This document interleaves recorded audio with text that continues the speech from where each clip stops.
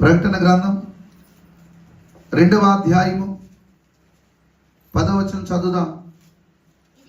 ఇదిగో మీరు శోధింపబడినట్లు అపవాది మీలో కొందరిని, ఎక్కడట, నిందలు అవమానాలే కాదు, మిమ్మల్ని గురించి చెడ్డ మాటలే కాదు, అపవాది మిమ్ములను క్రైస్తవులైనందుకు, క్రీస్తు సంబంధులుగా ఉన్నందుకు, క్రీస్తును అనుసరిస్తున్నటువంటి జీవితాన్ని మీరు కలిగి ఉన్నందుకు ఎక్కడ వేయించబోతున్నాడంటే సాతానుడు చెరలో వేయించబోతున్నాడు. చెర దేనికి సాదృశ్యం? శ్రమలకు సంకేతం.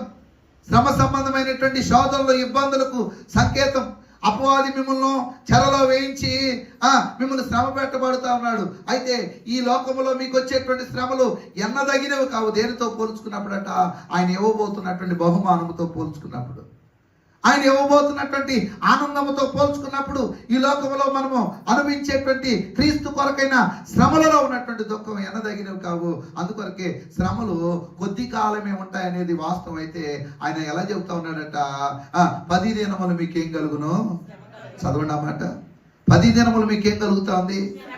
10 దినములు అంటే కేవలం అందరికీ 10 దినాలే వస్తాయని కాదు, అంటే పరిమితమైనటువంటి శ్రమలే.